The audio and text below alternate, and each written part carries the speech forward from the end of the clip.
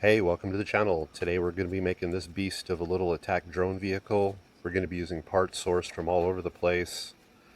We're going to cope with a pretty bad disaster and even do a little dry brushing.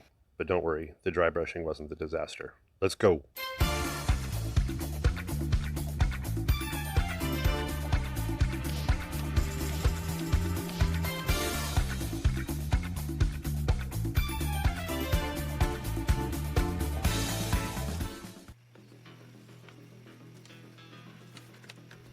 We're going to use this walkie-talkie I found at the charity shop as the main body.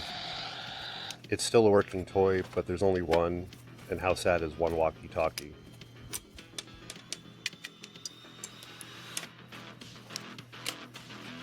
I've had these bits for a little while. They always look like fenders to me. I'm glad I finally had a chance to use it. I left this part in the video to show what not to do. This is way too much baking powder.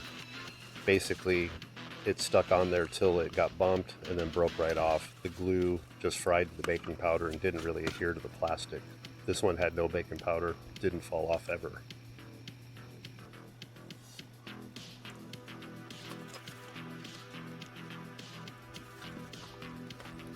This is the battery pack for an old Xbox 360 controller, kind of using it as a beefy engine. I am by no means a car guy, but I've always seen these kind of pieces sticking off the side of old badass engines, so I thought I'd include them. It's basically sprues and a piece of a squirt gun. I always find these metal rings inside electronics bundling wires together. I don't know why they have to be metal, but they're always the same size, so I have a bunch of them. I knew this thing was going to be super top heavy, so I'm loading the wheels full of pennies. This build ended up costing me 48 cents, but it was well worth it. The turret I put on later was really heavy, and I think this thing would have toppled right over anytime I bumped it. Just greebling up the wheels. This is a piece from, I think they call it a cocktail stick. I don't know, I always see people eating shrimp with these, and shrimp is nasty, so I don't know much about it.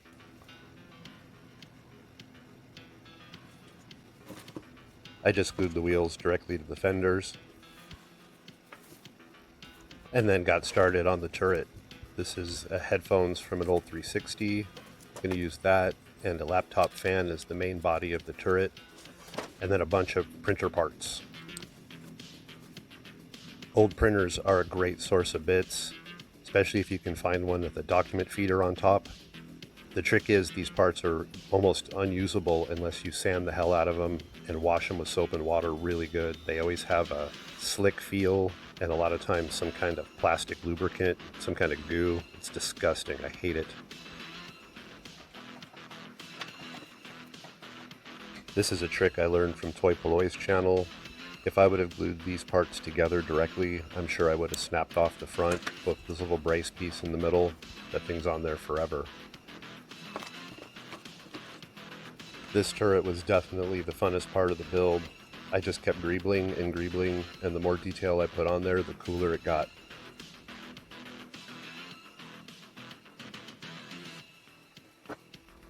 I like sourcing my bits from everywhere possible. They don't need to be fancy printer parts. Just a Q-tip stick works great.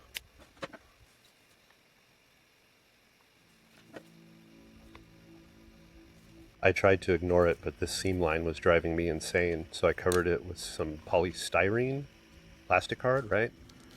And then diamond art bits. These things make great rivets. Not only are they a great size, but they're faceted, so they just look cool. And that's when disaster struck.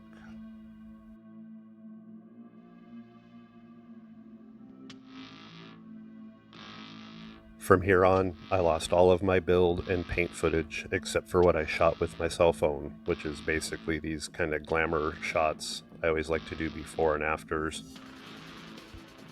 All I can say is if you're filming stuff for videos, don't delete anything until it's backed up.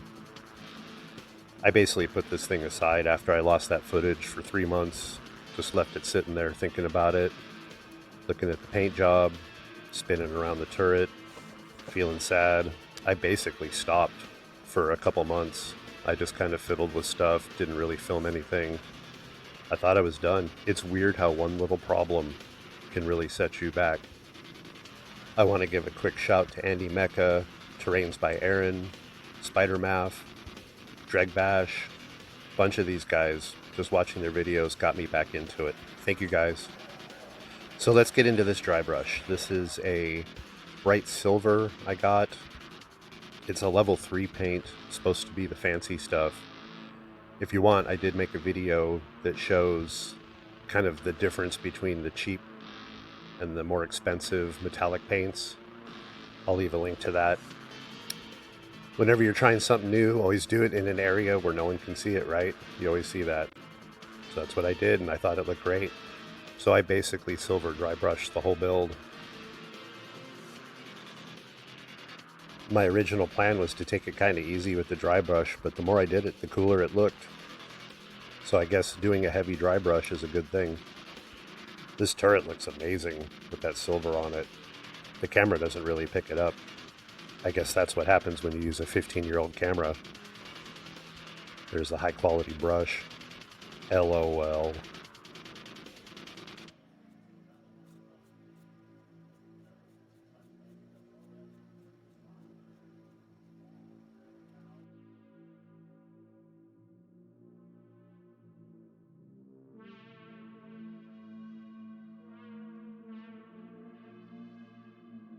And there you have it. As Aaron would say, done and dusted. Man, I love this little build. You know what I also love? When people subscribe and like the video. Yeah, thanks guys. I really appreciate you watching, and I'd really appreciate your subscription and a like on the video. Right here's a link to a bunch of short videos I made where I was sourcing the parts for this build. I did it over Christmas time, so it's called the Advent Calendar Part Sourcing Crazy Playlist of Doom. Hope you check that out and subscribe to the channel. Thank you.